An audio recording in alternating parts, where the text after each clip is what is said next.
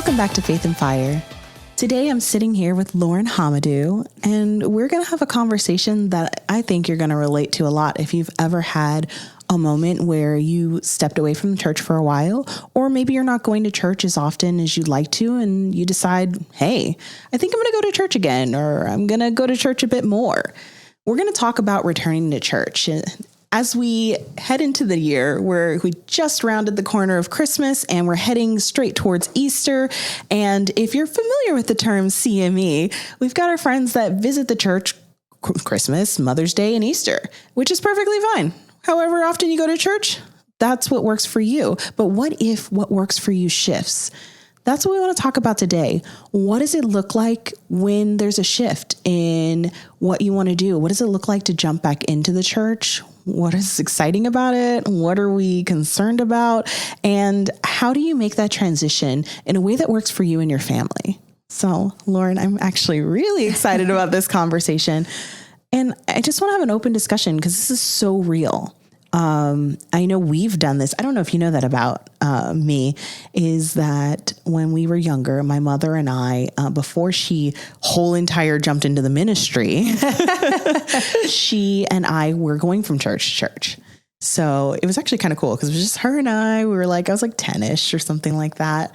And we would go visit different churches in the valley. And we'd then talk about the services afterwards. Like, did you see what that one guy did? What was that? They were a little intense about the offering that one. And it kind of became a fun bonding experience of just talking about churches. And it wasn't until it was happenstance that I ended up going to a church that had a youth night. And so I started going to the youth night on a weekly basis. It was fun. It was Friday night choices. and they were like, well, where are you on Sundays? You're never at church on Sunday. And I was like, Mom, we got to go to church on Sunday. My friends are asking for me. They need my presents. No, I'm just kidding. But so then I invited my mom to come join me at the church on Sunday. And that ended up being the church we started going to every Sunday. And she ended up joining the ministry. No pressure. But it's totally relatable. It's weird sometimes when you're not already anchored in that church home and you're looking around. You're almost like dating a church. I was seeing like, it's like, it is just like dating, jumping back in the dating pool. I mean, I wouldn't know about that, but yeah, and quite honestly, it's pretty intimidating too. Yeah. I think the unknown, the what is going to be expected of me, what judgment is going to come from it. Am I too ignorant? Might not be the right word, but ignorant to what is being taught or what is being said. Yeah. Embarrassment. Ooh, tell me more. I think that's interesting. I don't want to go into something that I don't know and be embarrassed of not knowing it. Right.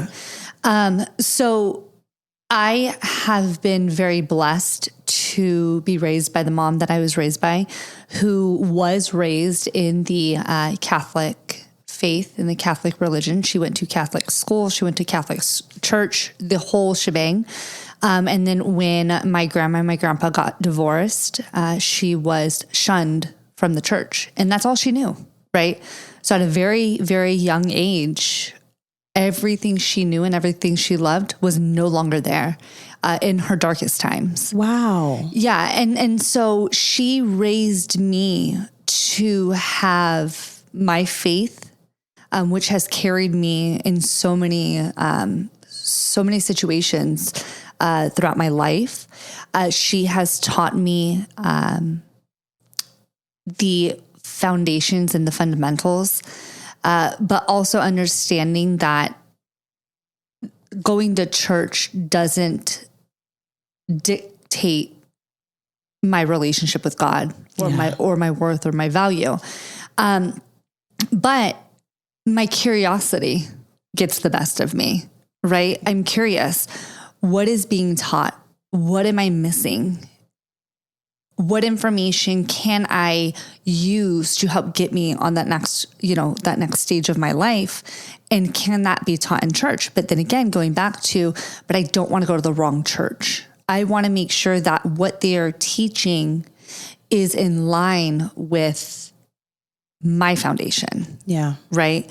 And so it's intimidating, kind of like finding a therapist. Finding a therapist is intimidating too. Yeah. So it's like dating. It's like finding a job. I mean, whatever you want to, you're interviewing a church, you're interviewing. And do we have that in us to put that energy into it, and that's a good analogy. I haven't thought about it, like finding a therapist, because you got to find that good match. Like, are these people I want to rock with at the Sunday cookout? Can I trust them with my deepest, my deepest, maybe insecurities, my deepest secrets, my vulnerability? Can I trust them with when I'm at my most vulnerable? Yeah, because that's what you need to grow, right? You need to be able to have a space where you can be like, hey, I got this going on. Is this like, how do I deal with this? Mm-hmm. What does Christ say about this? Mm-hmm. Like, and you can't do that if you don't trust the people that you're. Yeah. Okay. I hadn't thought about that. Yeah. I've been with, just in this conversation, I'm reflecting, I've been with the church that I'm at for so long. It's been such a long time since I've been in that place. And I guess I'm kind of in the same place too. So at the beginning of the year, at the end of the year, I let the church know that I'm at the beginning of the year, I would no longer be doing the audio at that church, so that I would be free to go explore other churches. Not that I was leaving, just that I wanted to see what else was out there, because I didn't feel like I was getting my faith needs met at that church. And so I am starting to explore. I'm actually tomorrow going to go visit a new church, and I hadn't really considered that we were on a very similar journey. Mm-hmm. So if you would like to join me tomorrow, we will make a date out of it. Yes. Bring all the kids. Yes. So it's interesting what you said, because you said your mom grew up Catholic, and you were talking about being embarrassed of, not knowing the right things. The one time in my life, I think I went with my best friend from school, Daniel Mackey, when I was little. And we went to his Catholic church once. And that is one time where I felt that's exactly where my brain went. And it was like, wait, we sit up now? Okay, stand. Wait, we kneeling? And I was like, I had never been to a Catholic church before. I was like, well, there's a lot happening right now. And I could see that. Like, I can see how me being an outsider in this church, everyone else knew the moves to this dance. Yes. And I was like, is there an instruction manual somewhere? Is it in the pew? Is it in the pocket? Is it behind Sister Bertha? Because is it a Sister Bertha here? I don't know what her name is here. Nun Bertha? I had the same exact experience when I first moved to Phoenix. Miss Renee, she was from Chicago, and I love her. We did just lose her, and shout out to Deja. My wishes are with your family. But she took me to a church in Phoenix, and it was an African-American church. I don't know the proper name for it, but I called my mom afterward. I was like, Mom, what is this? I'm like, I grew up in Catholic church and Christian, like very simple Christian church, right? You sit down, you listen, you don't speak.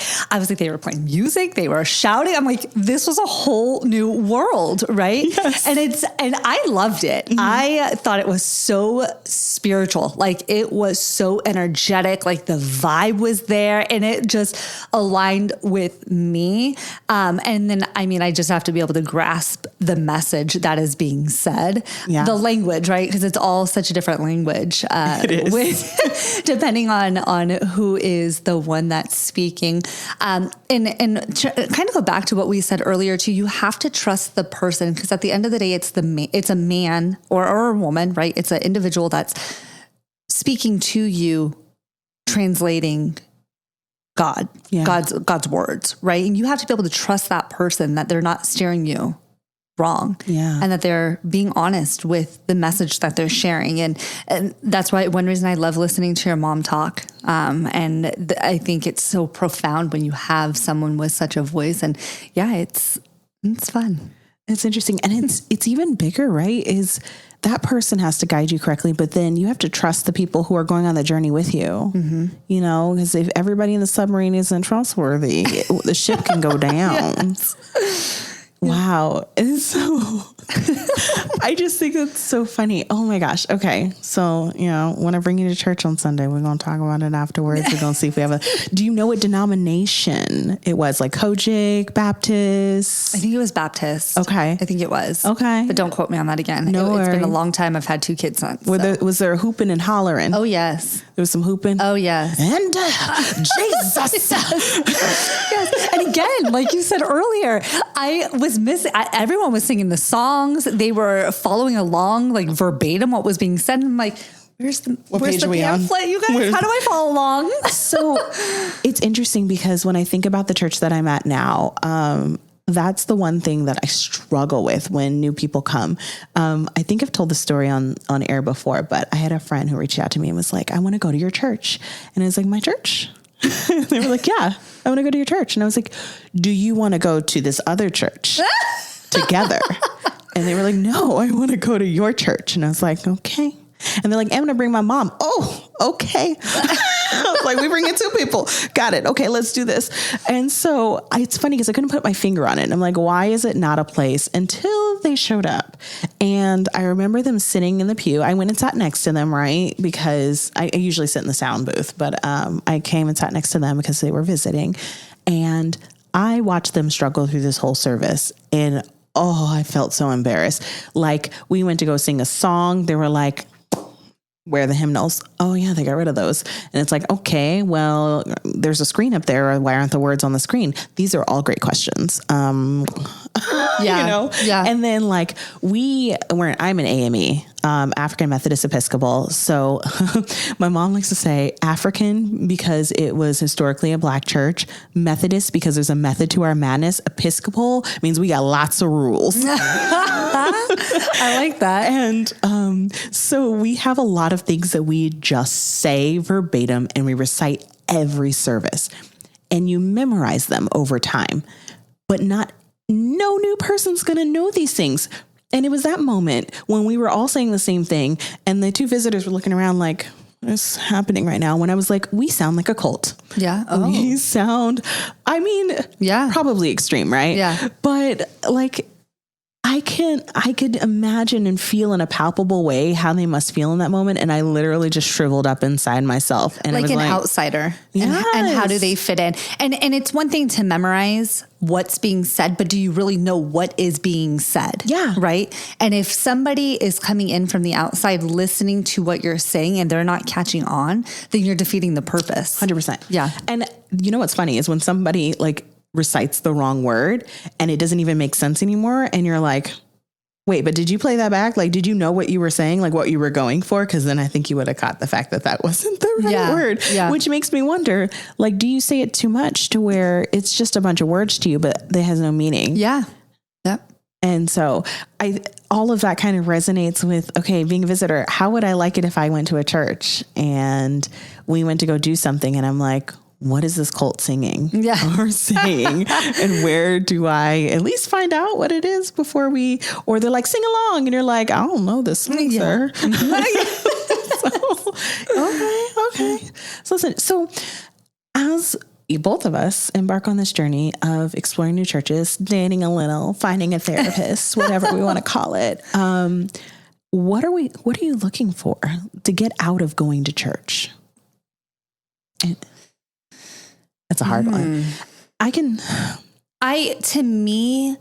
I'm looking, or I would be looking for something that will continue to build the faith and foundation that I already have, right? Because now I have 3 children, right, who ask questions. And we are a diverse family where we have family that are Muslim, and then myself, right, where I was born Catholic, so I would claim that I was Catholic. But when they ask questions, I want them to have an understanding of the greater good, and that's taught in their day-to-day. But when they ask more of the in-depth questions, I want to be able to answer that. I want to know why. Okay, I know why I believe this. But like we just said, right? We memorize what we're told, but do we know the why behind it? Yeah. That's where I'm at right now. I want to know the why behind what I know so I can answer my children's questions. Yeah. Right. So that's my why. Interesting. I'm realizing that I search for a lot of that too, is that depth. And it's interesting because people may think, oh, well, you do. Someone told me the other day I was churchy. And I was like, me? And then I told someone else and they're like, you're not churchy. And I was like, because my faith is big, but my religion, yeah, I got questions. Yeah. Like I'm not a very religious person. Like I'm never really been one to just follow because you said to. And I'm like, no, where are you going? I got questions. That is you. I'm not doing that until you explain it to me.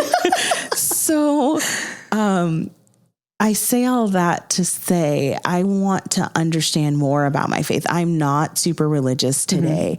I know my religion. And I know, what I've learned about it, but like, I can't quote the Bible. Like Jesus wept. That's what I got for you. Yeah. You can do John 3:16, like the common stuff that you learn as a kiddo I don't in know. church. She said, no, I don't know. Okay. Sorry. No, I made an assumption Yes. but there's like those common things that they teach you to learn verbatim, right? Those short scriptures. So if you grow up as a child in the church, sometimes like there'll be like little competitions or little things like that to learn scriptures. So I know those scriptures. But other than that, I don't know the Bible like that. Like we cool, we're friends, but we not tight. Yeah. Yeah. So it's interesting because my mom put me over children's church for a short period of time. Because I had a child, that somehow made me qualified to teach the babies at her brand new church. And I was like, I don't even do kids like that, but let's do this. And I remember one Sunday we were learning Pentecost together because he was like, and you know what? Sometimes you learn better what you teach, right? Oh, yes. So God put that in your path. Or your mom did, because you needed to learn the foundation. We were watching VeggieTales together, like, what? This was okay. All shocked. You know what? That's true. And we were reading the book in the children's Bible, and I said, "Oh, is that what Pentecost is?" No, you should have heard the babies asking me questions because it was around, I think, 2012 when everybody was saying like, "Oh, the world's gonna end because the Mayan calendar." I think they say that like every other year, though. That also. And I remember one of the babies raised their hand and said, "Miss, is the world going to end?" I said, "What do you think?" Way to turn it around. I know. Yeah. And then he shared what he thought. He's like, "Is it true?" I was like, "Ask your parents." Next.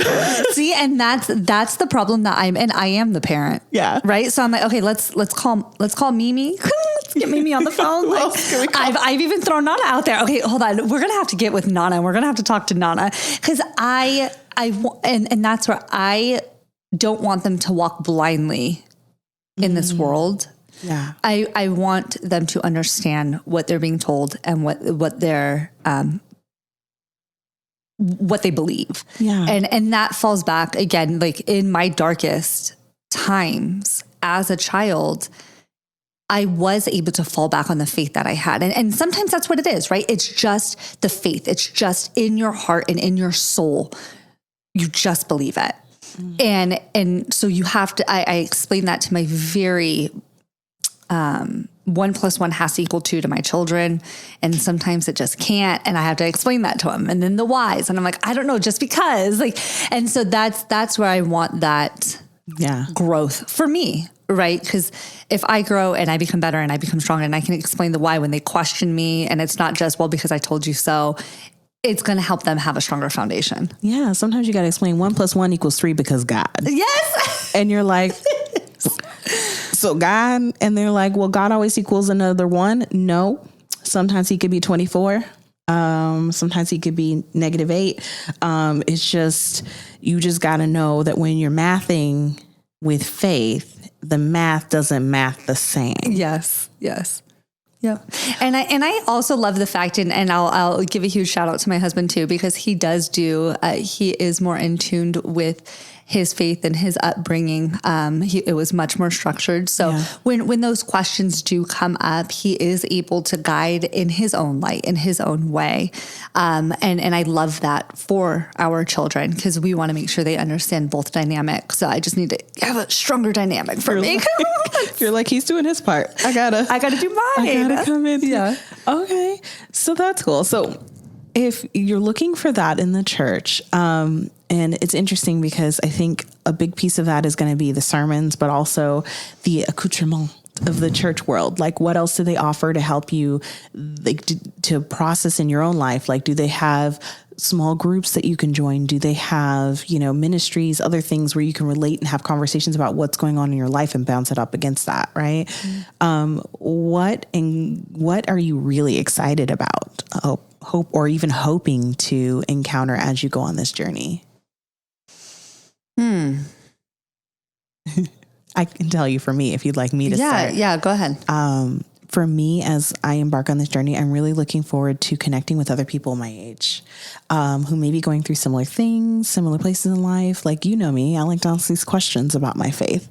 And today I go to a church where everyone, like, the mean age is probably double my age. And that's the mean. So it's hard to relate, and like, they've gone through a lot more than me. I need someone who's maybe close to, they've got wisdom. I want that wisdom. Yeah. But I also want someone who knows what we're doing in the streets right now. Yeah. Like, if you're also single and in your 30s, I need your wisdom. What are we doing as people of faith, kind of a thing? And then I can bounce that off the wisdom of the people who've been there. But I need someone who lives in the same world as me. Because genuinely, when you're that far apart in age, you don't live in the same world. And as much as my pastor tries to be super relatable, Down with OPP is no longer a modern reference in your sermon. Just because you used a rap reference doesn't mean that you are cool. You're a wonderful human being. But that doesn't mean that you relate to us. So, and that's okay. Yeah, right. Absolutely. You have your own journey. You have to speak to your audience. And I understand wanting to connect with those that might be at arm's length from you, right? Yeah. You have to find a way, and we all do it in our own way. So yeah, I can understand that. No, I just keep going back to the reason I've even started to inquire about it. Yeah. I just want to better understand myself, and not even exposing it to my children, right? This is a me thing. And at the end of the day, just like when I put myself in therapy, I did it for me. Yeah. And then when that will help to build my foundation, so then I can pass that on to them, right? I can be a better version, a stronger version, or a better person to explain the why when they challenge the why. So that's honestly, that's the only thing that I'm looking. I have a great network of people already around me. I think that would be a plus. But I'm just looking for the answers to my whys. Yeah. Yep. Nice. Yeah. Okay. So as we go to these churches, I think I shared a story of kind of the experiences I've had. You talked a little bit about when you've had. Are there any things in particular that you're like, I really hope I don't run into this? Judgment. I hope I don't run into somebody looking down their nose at me, or being given a cold shoulder as though you don't belong. I would say that that's probably what I would hope, because I think that in a perfect world, church would be all welcoming, all inclusive. I have very liberal opinions on how people should live their lives and choices that should be made. And I know that can be very touchy when it comes to religion. Mm-hmm. And so that's probably a fear of mine. I don't want you to tell me what I think is okay and what I think is not okay in that aspect. Yeah. So yeah, I think that's probably one of the other reasons why I've been a little more hesitant to expose myself to church because of that stance that I have on those agendas. It's interesting because we talked about that a little bit in Faith and Politics, the first Faith and Politics episode we actually talked to one person who that's why they don't go to church anymore, is because their pastor in the pulpit was really pushing one point of view and it didn't align with hers. And the fervor with which they were pushing it's like using that place of authority the wrong way. Yeah. Yep. And vulnerability, right? You're in a place of authority and the people you're speaking to may potentially be vulnerable. And what are you doing with that vulnerability? Yeah. And I can see where that trust aspect comes in there. Yep. And I'm a huge trust person. It takes me a hot minute to trust anyone. Yeah. So am I ready to open myself up to that level of scrutiny? Yeah. And rejection, to that level of rejection too, right? What if I don't fit the mold? And I'm not one to be molded to fit the mold. Like, you're going to take me as I am. And if you're not, then you don't need me. Bye. Right. So how is that going to be interpreted? Yeah. Yeah. Yeah. Everything about this conversation is giving me Tinder dating vibes. These are all of the concerns. Yeah. So, I mean, and we call it dating a church, right?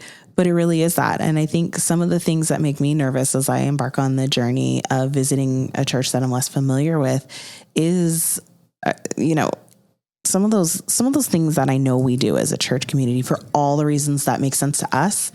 But then when you look at them, it's like, oh, it's again, maybe a little desperate. Like the people who come up and are like, oh, you've been dating the church for a while. You're ready to make a commitment. You'll know, because I will then tell you. Yeah. Like, you know what I mean? Yeah. Like those little comments, or like, I think when you say judgment, it's funny because the first thing that came to my mind, I was like, what does that look like for you? Because I think people don't realize the ways in which they come across as judgmental. Yep. And it's from a well-meaning place usually. Like someone might say like, oh, that's so nice that you and your kids came. Do they have a father? It can come in the form of a comment. It can come in the form of, oh, typically we dress a little differently here. It can come in all kinds of forms. And the cool thing, what I will say, is the church that I'm interested in going to, I visited once before and I've gotten none of that. Yeah. Matter of fact, they let me have popcorn in the sanctuary. And I was like, I'm going to the sanctuary, right? And the popcorn's going with me. And I can eat the popcorn in the sanctuary. Okay. It's the little things. I'm going to do it. And it goes bigger than me too, right? I think about people who reach out to their faith or to a church in their darkest times. And I think, are you really there for God, welcoming everyone with open arms? If I come and I look like a rat-a-tatted mess, are you going to sit there and judge me because I don't meet your standards? Yeah. Or are you going to welcome me and ask me to sit next to you and help me listen to what is being said, wrap an arm around me, and because what if that's what I need? Yeah. And so to me, I've always just kind of steered clear of organized religion because of the judgment that comes with it. And that I've seen myself, right? That I've experienced myself. And yeah, so that's another one of those. Like, how do you guys take those people that they don't have anything? Yeah. How do you take them in? How do you make them feel like they are one of yours? And if they don't fit your mold, are you shunning them, whispering behind their back, and guess what? They hear that, they feel that, maybe not hear it, but they feel it. They feel the eyes on them and they feel the judgment. That's not acceptable. That's not okay. And to me, I've just tend to steer clear of that potential because it's safer that way. Right. Ooh. So yeah, it's like that potential for rejection, right? Yeah, absolutely. And it can be scary and overwhelming. It is. So, and I'm kind of jumping into my seat now as somebody who's in the church right now. How do we make it less scary for people?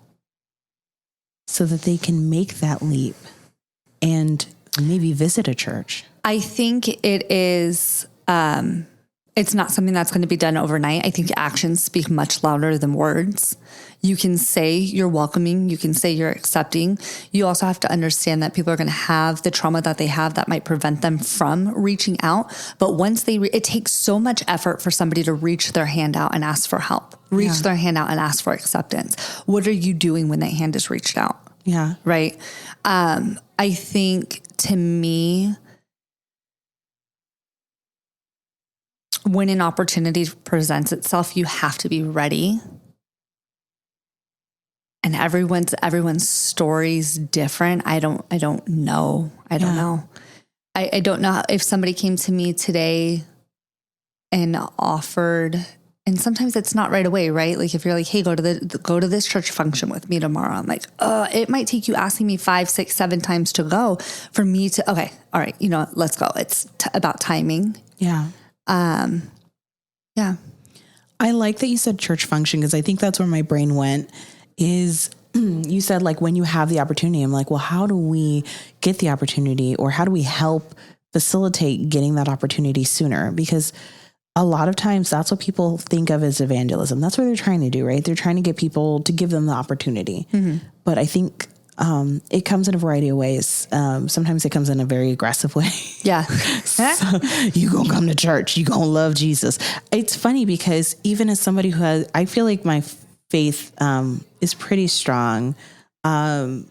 But even when somebody comes to me and they come to my door and they're like, do you know Jesus? I'm like, do I know him? Hold on, let me check my phone. Do I have his number? Like, hold on. I got, like, it just feels like, it feels a certain way. Yeah. And I do this and I don't even know what feeling that is, but it doesn't look safe. Yeah. It doesn't look open, Yeah. And so how do we disarm people? How do we invite people, welcome people in a way? And I wonder if you hit on it when you said like a church function, like something unassuming, like the choices that I was telling you about before. It was just a weekly youth night, you know, and something like that for adults, like these ministries, and maybe we don't call them ministries. Actually, one church I saw, they call them small groups. And I was like, I see you. Cause it's like affinity groups, but in a church, like you would have at your company or something like that. And so you bring people together for a common cause. And I don't know if they do, but if they let people join that from the outside, oh my gosh, it's probably the most impactful thing to bring people into their church. Yeah. Yeah. Well, and I can see something like that. Like you bring a friend, right? And you are exposing that friend to the environment or the group. And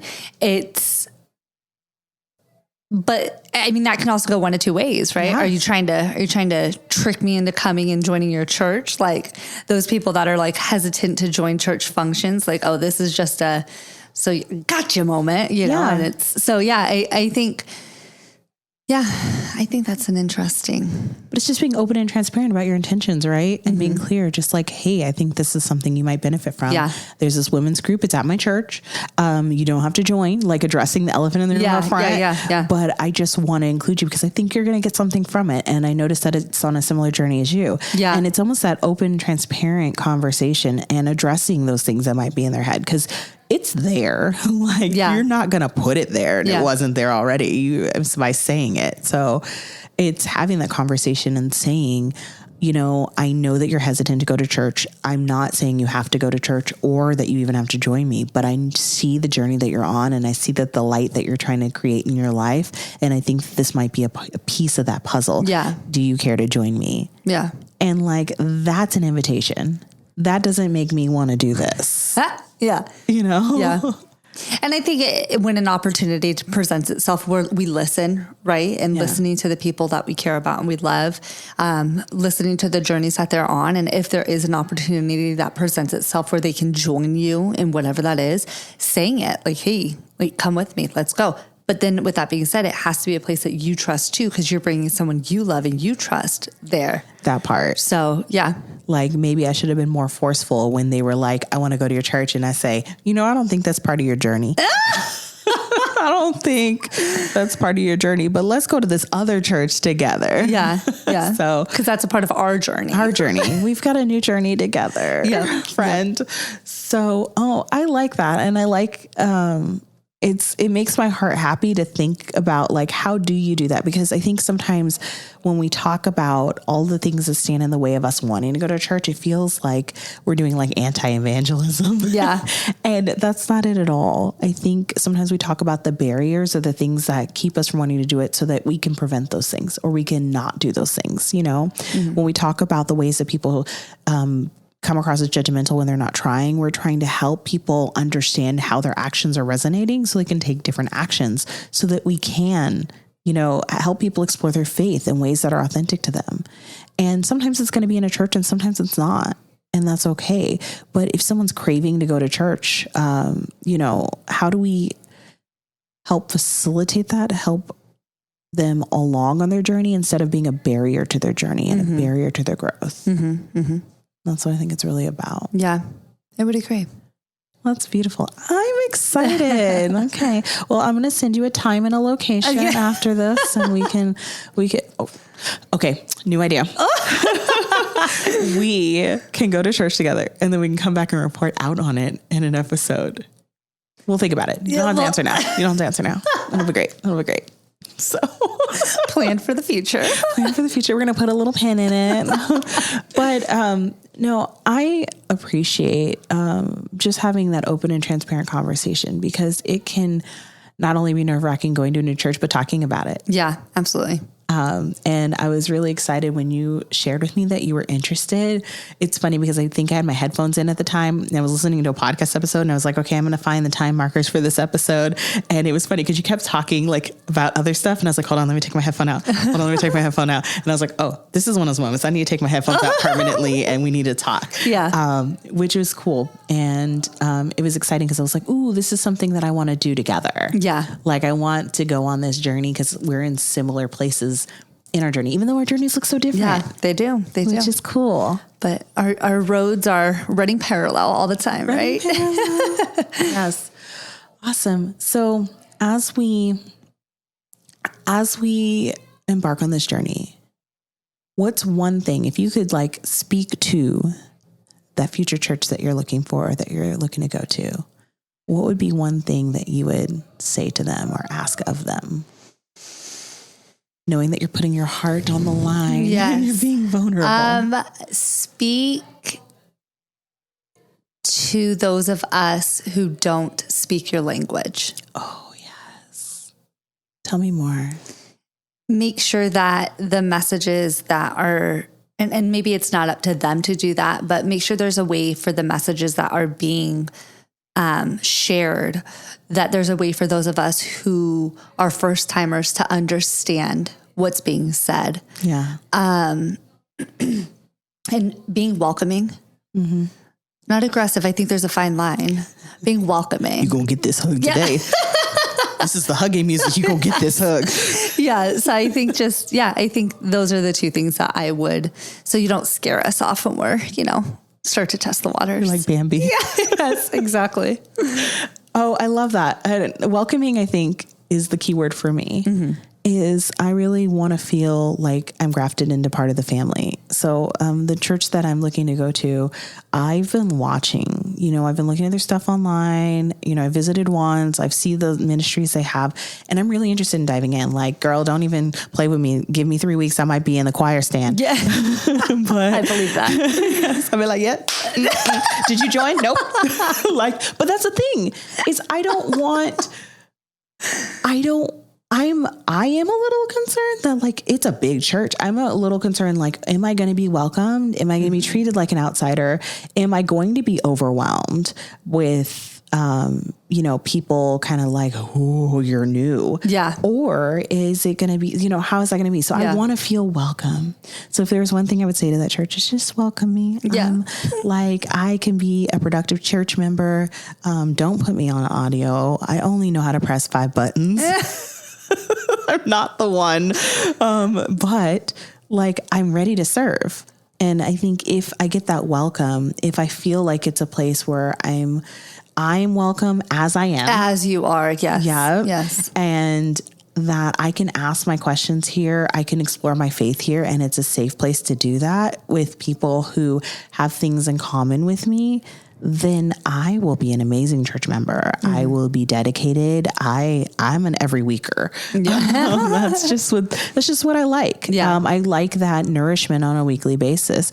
And I also like joining the ministries. I like supporting what the church is up to and being a part of it. And I like bringing my ideas, my thoughts, my resources to the church. Yeah. But I can only do that if I feel welcome. See, and I'm the opposite of you. I don't want to commit that much. Yes. I don't want the judgment for not having to commit that much. Yeah. Like, I want to be able to come when I can come without the pressures of having to come, right? And get from it what I need to get from it. And maybe that's not the right way to look at church. I don't know. I've never done it before, but that's one of those things, right? Like I think it's so important to understand that life is overwhelming. My job is overwhelming.